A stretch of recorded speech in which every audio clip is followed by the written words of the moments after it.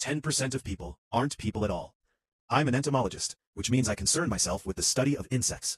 Discussing my line of work tends to bore people to tears, but children are absolutely enthralled by what I do, which is why I started providing educational talks for schools visiting the local natural history museum. I loved inspiring youngsters about the most fascinating biological class of the animal kingdom. Fascination and terror are not mutually exclusive, as I learned 6 months ago, and I'm starting to wish my disinterested friends and family were correct. It would be better for all of us if there truly were nothing extraordinary about insects. Following one of my museum talks in late summer, a schoolboy waited until his teacher was distracted by his classmates. Then he peeled away from the class to timorously tell me about his discovery of a new insect, one with wings colored a weird white and making a whispery buzzing noise that you only hear if you pay close attention. He wasn't the first excitable child, or even adult, to mistakenly proclaim himself the discoverer of a new species, but he was certainly the first frightened one. His fear piqued my curiosity. So when he told me to go underneath the pier at the local beach and see the white-winged insect for myself, I did just that. I was a good 100 yards away when I first clocked the white-winged bugs.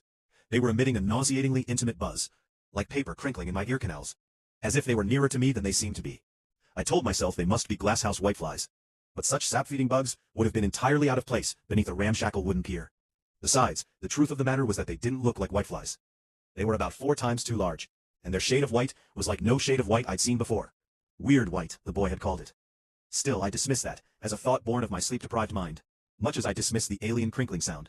A whispery buzzing noise that you only hear if you pay close attention. The boy had been right again. I'd walked the pier dozens of times, and probably never heard the little bugs, despite walking right overhead. It was only now, as I was looking and listening for them, that I had clocked them. Even if I were to dismiss those many oddities, there was no dismissing their method of retreat. The bugs dove into the sea. I must have paled. I'd never seen anything like it. Suicidal insects, I hypothesized, but I went over to the water lapping the shoreline, and saw not a single drowned bug floating atop the surface. The flying bugs had swum underwater and vanished.